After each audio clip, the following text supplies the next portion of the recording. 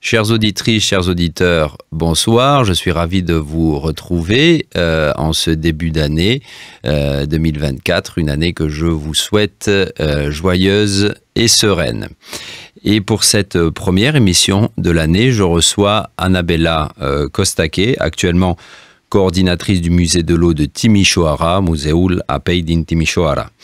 Impliquée depuis plusieurs années dans le développement de la société civile en Roumanie, Annabella Kostake a notamment collaboré avec l'association Funky Citizens, l'Institut français de Timișoara, l'association LOGS ou encore le centre culturel Faber. Annabella Kostake, bonsoir.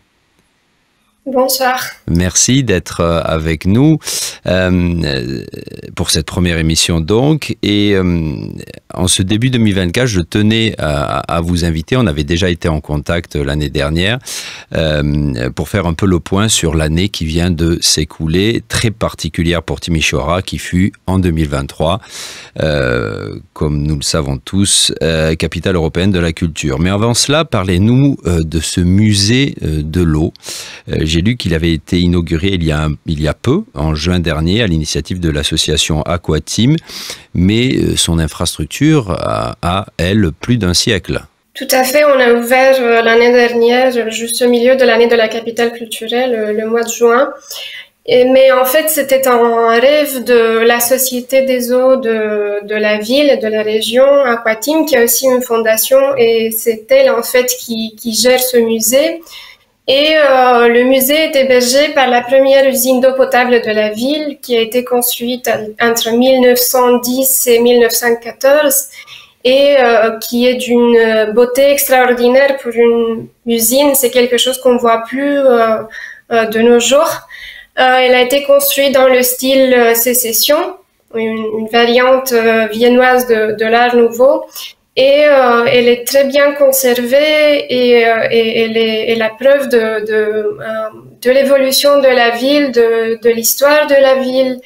Et je dirais qu'elle fait partie de l'identité de ces gens et de la ville. Mmh. Voilà. Et ce qu'on a essayé de faire cette année, c'est de la réintégrer non seulement dans l'histoire de la ville, qui a été tellement dans le récit qu'on a dit de la ville dans cette année de la capitale culturelle, mais aussi dans la vie quotidienne des gens, qu'elle soit culturelle ou éducative ou, je sais pas, juste dans le circuit touristique de la ville. Mmh. Mais elle n'est plus, cette usine n'est plus fonctionnelle. Non, elle a fonctionné jusqu'en 1991. Ah, jusqu'en 1991, d'accord. Et elle a eu, j'ai vu quelques photos, elle a une forme de soucoupe volante, hein? Oui, tout à fait. Il y a une légende urbaine apparue, je ne sais plus, en début de 2000, quand un ufologue a vu sur Google Maps cet édifice et il s'est dit, oh là là, il y a un UFO à Timișoara, alors on voit ce qui se passe. Et depuis, on raconte toujours des histoires sur oui, l'arrivée des Martiens à Timișoara, d'accord. Alors, vous avez accordé depuis l'inauguration du musée de nombreux entretiens aux médias roumains et je lisais dans l'un d'eux que pour vous, le musée de l'eau est un espace qui relie le passé et le présent, qui relie les générations. Il est comme un catalyseur social. Alors, vous avez un petit peu répondu à ce commentaire en début d'émission, mais qu'entendez-vous par là, c'est-à-dire catalyseur social? En fait, si on commence un peu à faire des entretiens, à écouter les histoires des gens qui ont travaillé dans cette usine, à demander les employés de la société d'eau quelle est l'importance de cette usine pour eux, on se rend compte qu'il y a plein de micro-histoires de vie personnelle qui sont liées à la grande histoire de l'approvisionnement en eau potable de la ville et en général de cette grande étape de modernisation de la ville de Timișoara, qui sont très liées à cette usine. Et on a considéré, quand on a commencé à penser la vie, la nouvelle vie de cette usine transformée dans un musée, on s'est dit qu'en fait, la rendre à la ville pourrait apporter quelque chose de très important à l'identité des gens qui ont travaillé dans cette usine, qui ont des membres de famille qui ont eu un lien avec cette usine, qui ont grandi dans ces quartiers, qui se sont développés autour de l'usine parce que à sa naissance, il y avait rien autour en fait. Maintenant, elle fait partie de la ville, mais au début, il y avait rien autour. Et donc, je pense que et c'est vrai, c'est pas que je le pense, c'est comme ça. En fait, la ville s'est développée autour de cette usine. Elle a eu un rôle très important dans l'évolution industrielle et non seulement de la ville. Et elle est une pierre dans l'évolution de la vie des habitants de Timișoara. Alors, quand on est allé avec RFI sur place au printemps, toute l'équipe s'était rendue à Timișoara, le musée n'était pas encore ouvert et donc j'aimerais savoir où il se trouve exactement par rapport à la place principale de Timișoara. Très loin. En fait, il faut marcher 1 heure à pied. En voiture, c'est de 10-15 minutes. Et il y a aussi du transport public, mais qui n'arrive pas jusqu'à la porte du musée. Donc, elle est vraiment excentrée. Elle est à l'extrémité sud-est de la ville et très proche de la région industrielle de la ville. Et ça, le fait qu'il y ait, vous dites que en termes de transport public, c'est pas très bien desservi. Est-ce qu'il y a un projet pour que le musée soit mieux desservi? Je l'espère. D'accord. Je ne sais pas exactement. Je sais qu'il y a eu des discussions, mais c'est pas si simple que ça. Mais c'est nécessaire parce que on parle d'écologie, d'une consommation responsable de l'eau, d'une approche responsable de la société en général et de la ville. Donc, le transport public est important de ce point de vue. Oui, vous venez de commencer à répondre à ma prochaine question. Ce musée, il a une valeur aussi en termes d'information sur les enjeux environnementaux. Et vous, en tant que coordinatrice, au quotidien, votre travail, c'est quoi exactement? C'est une question compliquée parce que je fais un peu de tout. En général, je suis responsable de coordonner toute l'activité, donc de coordonner l'activité de mon équipe, de gérer le site, de faire un peu de gestion financière, de garder le lien avec les journalistes comme vous, de me charger que l'image du musée est bien soignée et qu'elle arrive à notre public, parce que ça, c'était aussi un point important cette année. Donc, je suis un peu sur tous les fronts. Voilà, je pense que j'ai... D'accord, d'accord. Alors maintenant, revenons si vous le voulez bien, et vous pourrez continuer à parler du musée de l'eau, il n'y a pas de souci, mais j'aimerais que vous nous parliez un petit peu de cette année 2023 qui a été donc si particulière pour Timișoara. Avant de parler de la ville et des conséquences de cette année pour Timișoara, vous, 2023, vous l'avez vécu comment, si vous faites un bilan des émotions que vous avez eues, de la façon dont vous avez vécu ces événements à Timișoara, quels sont-ils? Je l'ai vécu intensément, comme tout le monde, et avec un peu de frustration, parce que nous, ceux qui avons travaillé dans le secteur culturel, on n'a pas eu la chance de bien profiter du programme culturel. Donc, il y a plein d'événements que je n'ai pas pu voir, parce qu'il fallait que je m'occupe de mes projets. Et c'est le cas de plein d'opérateurs culturels. Vous avez réussi, pardon, excusez-moi, je vous coupe, vous avez réussi quand même à avoir l'exposition Brauner au Musée national d'art de Timișoara? Oui, Brauner oui, et quand même. Brancusi. D'accord. Heureusement. Très bien. Oui. Euh, oui, mais je l'ai vécu aussi avec beaucoup de joie parce que j'ai vu la ville fleurir. Je suis arrivée à Timișoara il y a 3 ans et donc je suis arrivée en pleine pandémie et Vous êtes dans un arrivé d'où? moment de Bucarest. J'étais à Bucarest. D'accord. Est-ce que vous êtes bucarestoise? Pas du tout, je suis du sud de la Roumanie, de Craiova. D'accord. Et vous êtes arrivé à Bucarest Je pour vos suis études? arrivée à Bucarest. Non, pour le travail. J'avais fini mes études en France, j'ai fini mon master et je me suis dit que si je voulais retourner en Roumanie, c'était le moment. Sinon, j'allais rester en France avec le regret de ne pas avoir essayé Mhm. de retourner dans mon pays. D'accord. Et donc, oui, vous disiez Timișoara a donc, oui, fleuri, comme vous le dites.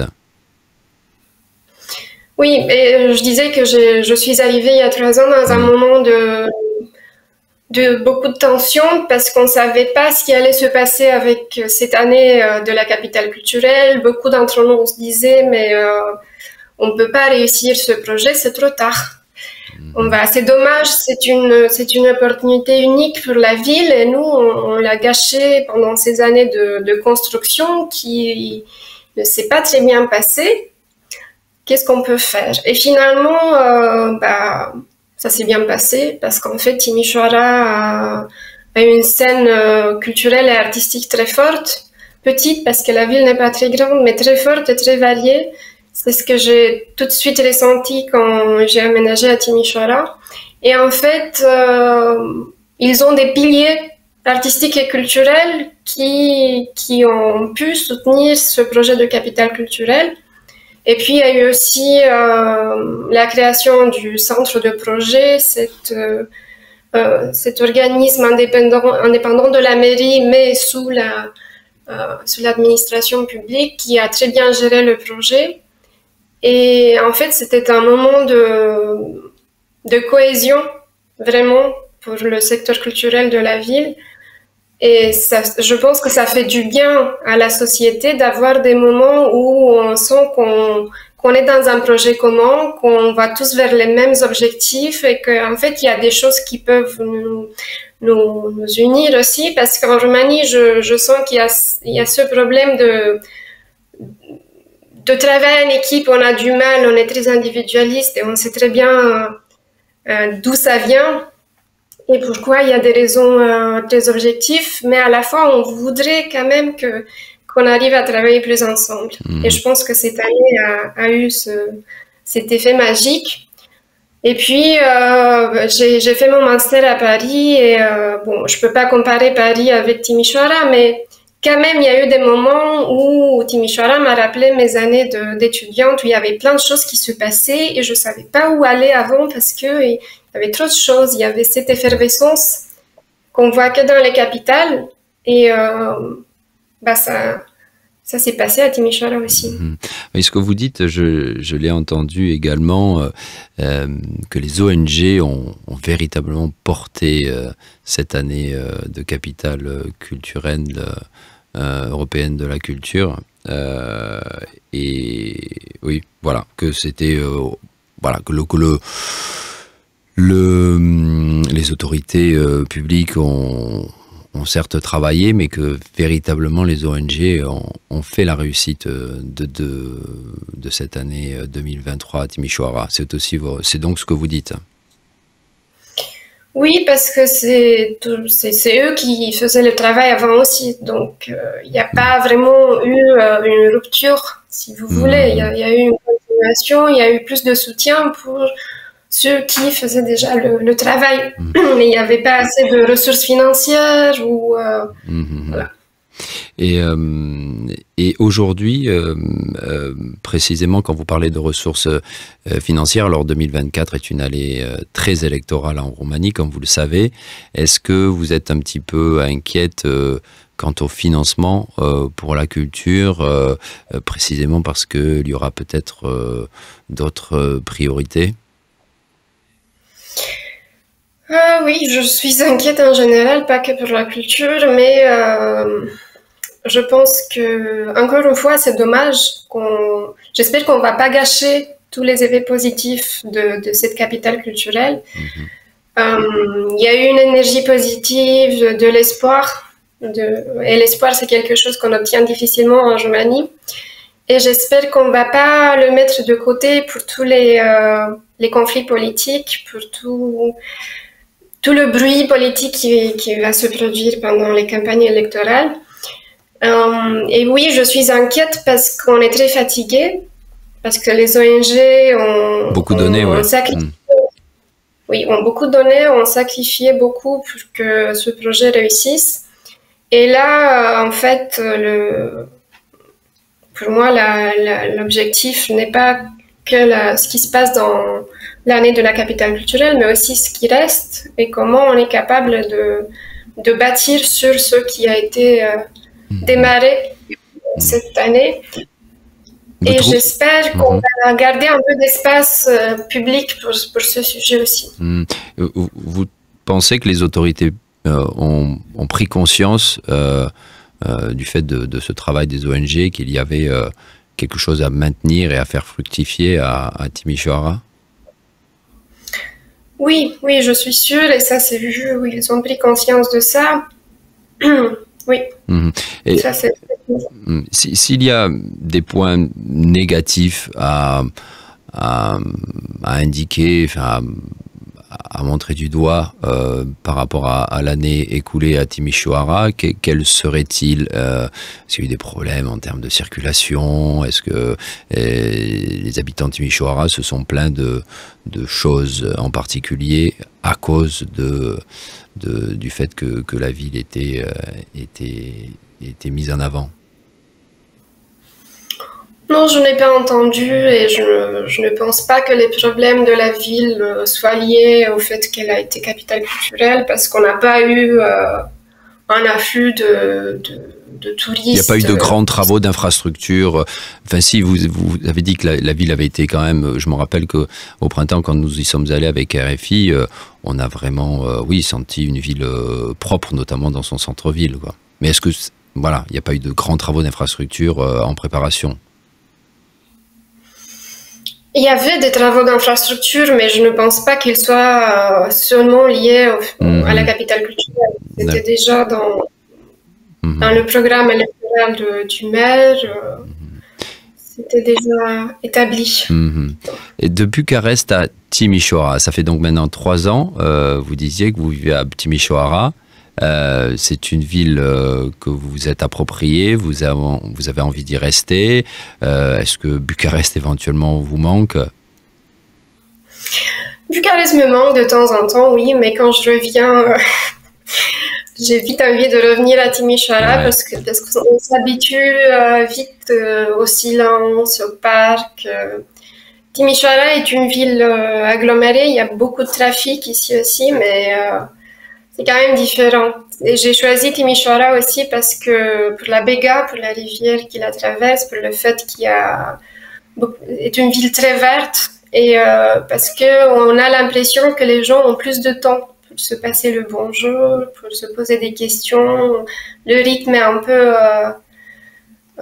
différent, moins accéléré.